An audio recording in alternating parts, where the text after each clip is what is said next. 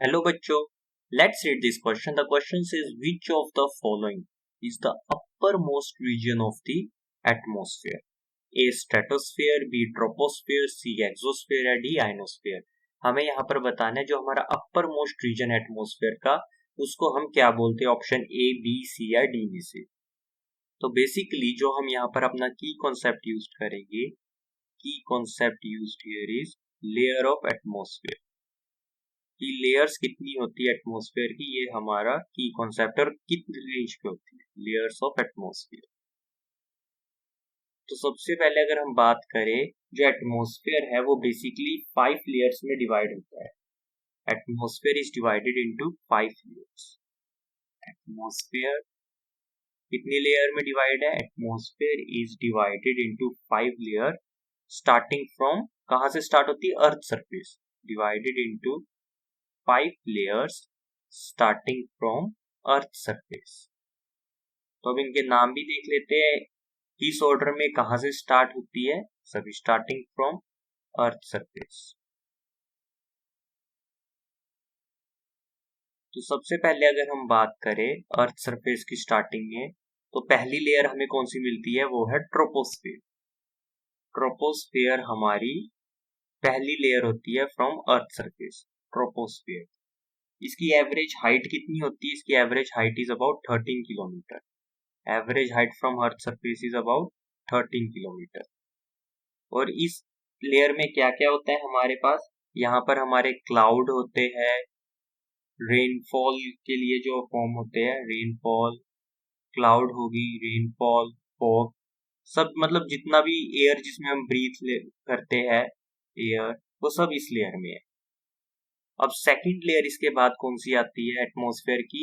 इसका नाम है स्ट्रेटोस्फेयर। कौन सी है? स्ट्रेटोस्फियर। अब हम बात करें स्ट्रेटोस्फियर की हाइट, ये किस एल्टीट्यूड पे हमें मिलता है? स्ट्रेटोस्फियर होती है up to an altitude of 50 kilometre. Earth की सरफेस के एल्टीट्यूड अबाउट 50 किलोमीटर पे हमें ये लेयर मिलती है, एल्टीट्यूड ऑफ 50 किलोमीटर। और इस लेयर में बात करें क्या कंटेन होता है? यहाँ पर हमारे एरोप्लेन्स फ्लाइंग करते हैं, एरोप्लेन्स फ्लाइंग। और इस लेयर में हमारे पास क्या होता है? Aeroplanes flying. और इस लेयर में हमारे पास क्या होता है? Ozone layer gas, ozone layer भी होती है, ओजोन गैस की लेयर हमारी इसी स्फीयर। अब हम नेक्स्ट पॉइंट पे आते हैं कि थर्ड हमारी कौन सी लेयर होती है। तो जो थर्ड लेयर होती है फ्रॉम अर्थ सरफेस, उसका नाम है मीजोस्फीयर। क्या नाम है? मीजोस्फीयर। अब बेसिकली जो मीजोस्फीयर की भी हाइट किस एल्टीट्यूड पे हमें मिलती है? ये हमें मिलती है up to an altitude of, कितने एल्टीट्यूड पे? 80 kilometre. Up to an altitude of 80 kilometre. और इसके अंदर क्या कंटेन होता है इस लेयर में? इस लेयर में बेसिकली हम देखें जो हमें शाइनिंग स्टार्स दिखते हैं, वो बेसिकली जो मीटियोरॉइड्स होते हैं वो इसी लेयर में आके बर्न होते हैं। Meteorites burn up in this layer, burn up in this layer। इसी लेयर में आके हमारे जो मीटियोराइट्स है वो बर्न होते हैं, बर्न इन दिस लेयर। ठीक है। फिर उसके बाद हम बात करें हमारी फोर्थ लेयर की।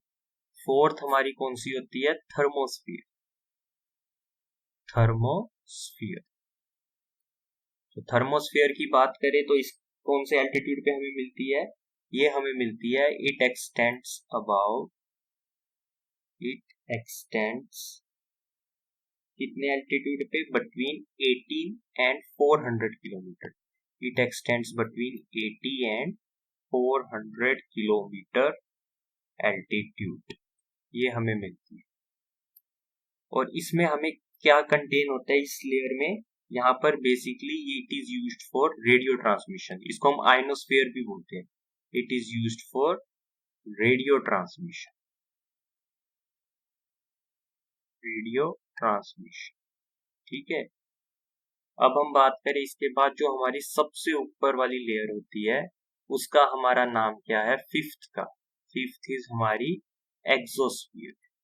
ये हमारी सबसे बियॉन्ड लेयर होती है, इसका नाम है exosphere.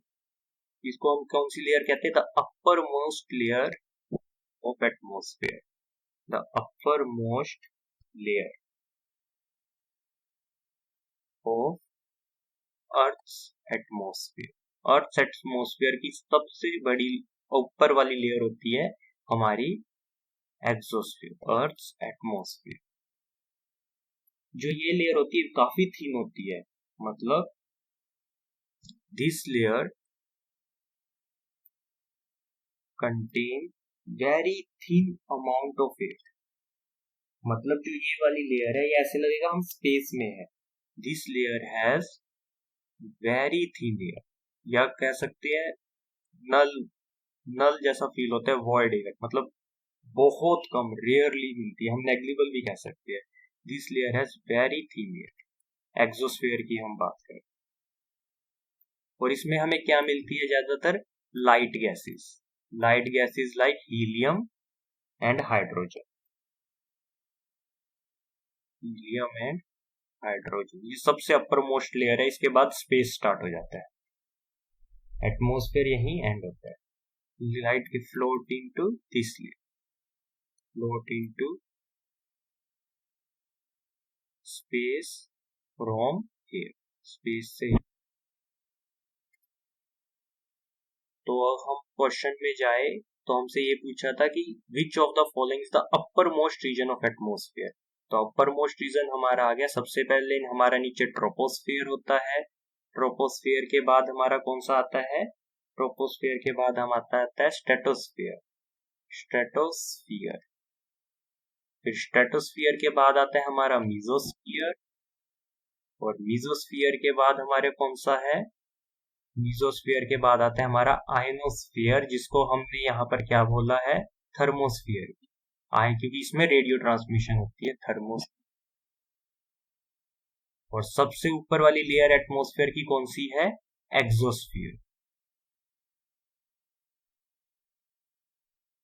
So option C, exosphere is right. Hope you understand it well. Best of luck.